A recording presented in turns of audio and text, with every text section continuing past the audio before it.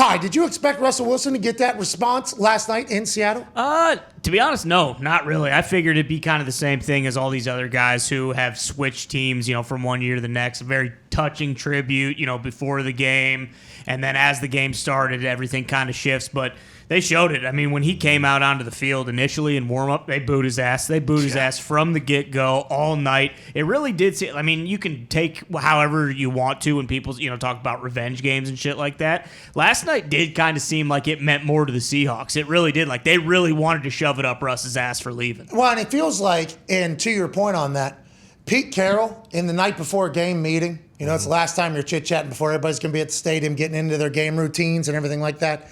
It's almost like Pete said, this doesn't leave this room. He's chewing his gum. He's got his Air Maxes on. He's wearing his guy. This doesn't leave this room. But if you've been here with Russ, you fucking know what tomorrow means. Yeah. Okay? And if you haven't been here, ask an older guy what it's about. He thinks he's better than you. He thinks he's better than me. Yeah. Fucking John Schneider, he thinks he's better than John Schneider. Oh, yeah. That's right. This doesn't leave the room. But tomorrow, the guy you're playing, remember, they traded you away. Defensive lineman that makes a big-time stop on a goal line stand. They traded you away, Noah Fant. They wanted you fucking out of here. This guy is better than...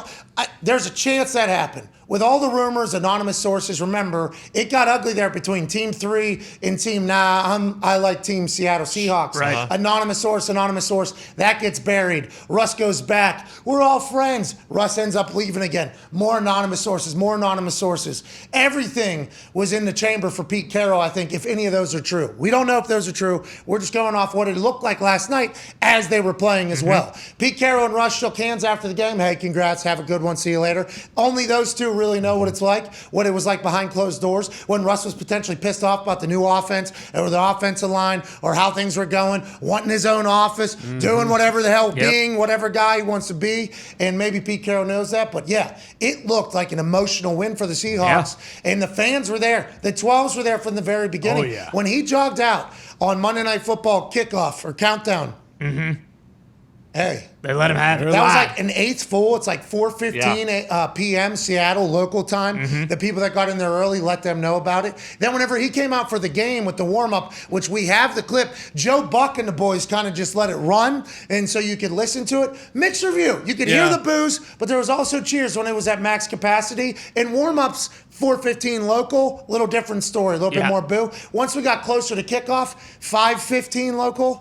That's going to be tough, by the way. It's wild. We appreciate the West Coasters Thank for you, going West through Coast. what you go through, but also your primetime games are earlier, so you get to kind of have a night after games. Nice, For us, we're all kind of battling for the fourth quarter to get through yeah. it. So there's definitely pros and cons for either side, but we appreciate you showing up and in Seattle last night for making that electric environment. Here was him coming out, leading the Denver Broncos. That's right, onto this field that I have won a lot on. Here's the reaction. Onto the field, he was greeted with a mixed reaction at best, and here he comes again. Joe Buck debut.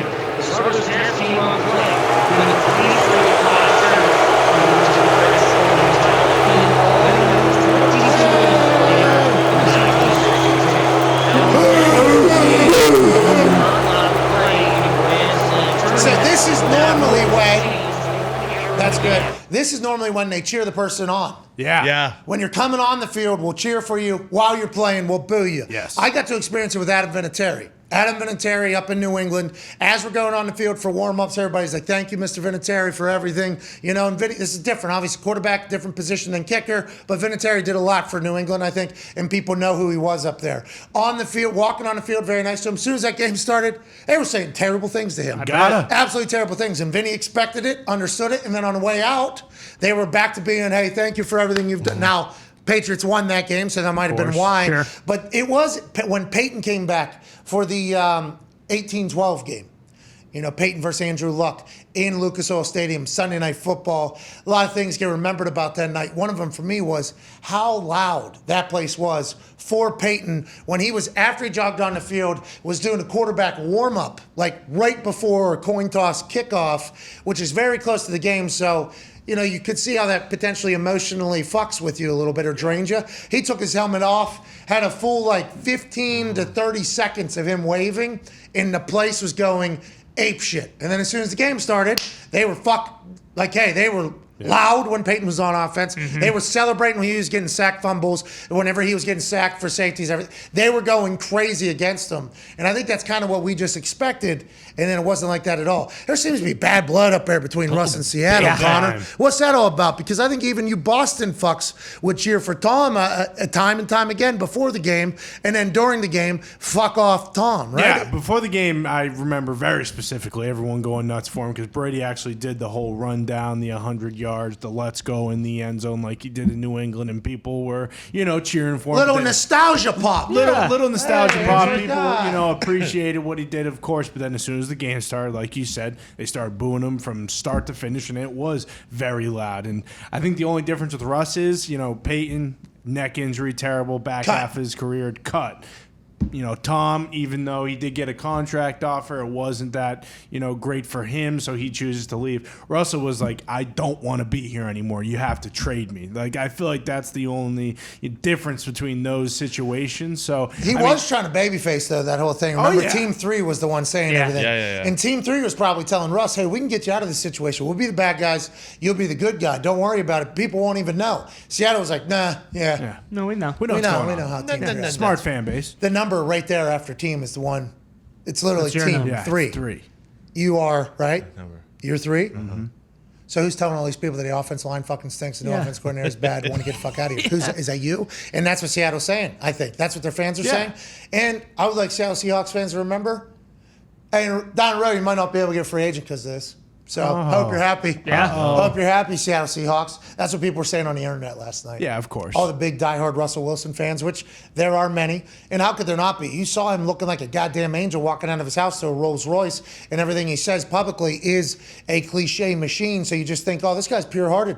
Seems to be this way. There's a lot of people on the internet that absolutely love Russell Wilson, or part of the Russell Wilson tribe. And I will not say that we're not part of it because let's ride. right. But with that being said, they were all saying, I hope Seattle Seahawks fans are happy that they're displaying their trashiness. And in the future, this is going to affect who wants to become a member of their team. You win games, people want to be on your team. Yeah. Just as easy as that. Exactly. I don't know how to change it. You win, people are going to win. Are the Seattle Seahawks for real? At Tone Diggs. Last night, emotional, big Monday Night Football game. Everybody's juiced and amped. Geno Smith looked like he could do no wrong. There were some plays last night he was making where it's like, God damn, Geno Smith was projected to be this guy. And finally, after a few stops, he has become this guy. On the run, touch, how you doing? Keep it moving, touchdown. Eyes downfield, on the move, eluding sacks and dropping it in an absolute bucket. Geno Smith played like this from start to finish. Had a lot of emotional energy, ran some people over, was slinging the pill all over the damn yard. That one, he had to keep the safety off this guy, Parkinson, who he just has incredible flow in air. Drops it right only in a spot that he can catch and not catch it. This is the best Geno I think we've seen since West Virginia, right? Yeah, for sure. Is this what Geno's going to look like with an entire program and organization pushing behind him? Is this what the Seattle Seahawks are this year? DK Metcalf made some plays, Ty made some plays, Geno's doing his thing. What if the Seahawks are for real, Tone? Is that a thing or not? I think I think it was similar to last season where they could run the ball, and if you're going to be able to run the ball, and that last year they stopped the run. Now Javonte Williams had a decent game last night for the Broncos, but if you could run the ball and kind of protect Geno like that with Penny, and then when Kenneth Walker comes back, I think they're going to at least be competitive and stay in games. Now, they scored those 2 touchdowns in the first half, and they did not score anything in the second half, or what, just a field goal in the second half. So maybe they figured Geno out a little bit, and going forward, that worries you a little bit. But if they can continue to run the ball, I mean, let's shoot the people straight here. Okay, let's do it. Yeah, sure. Broncos should have covered last night. Yeah, they should Absolutely. you don't fumble on the Broncos goal should line have twice. absolutely covered last night. Nathaniel Hackett is going to be questioned for a lot of decisions he was making last night, running the same exact play on the goal line, on the half-inch line, it being stuffed out twice with the same exact outcome both times. In hindsight, you can judge and make fun of, but both of those things get scored, and both of those are touchdowns. Whole different game. We cover. We're celebrating today because Broncos win, cover, and over hits if that takes place. Going to be tough to hit the over whenever you're fumbling on the half-inch line twice. I mean, absolutely 2 times. Actually on the half, they couldn't even put the fucking goal or line of scrimmage line basically all the way in there because how close it was. That's one of those ones where if Russell is under center and he just falls forward somehow, it's a touchdown. Yes. He goes up over top, it's a touchdown. I mean, they were so close, 2 different occasions, both ending up with fumbles, both going the different direction. Those are how you win and lose games. If you're going to get those all year, the Seattle Seahawks are going to win. Seattle Seahawks are going to win the Super Bowl. They get that type of stuff. Broncos should have covered, but it just felt like, honestly, it was Seattle's night. Was that the football gods telling us something right there on Monday Night Football? That's right. No. Let's fly. Yeah.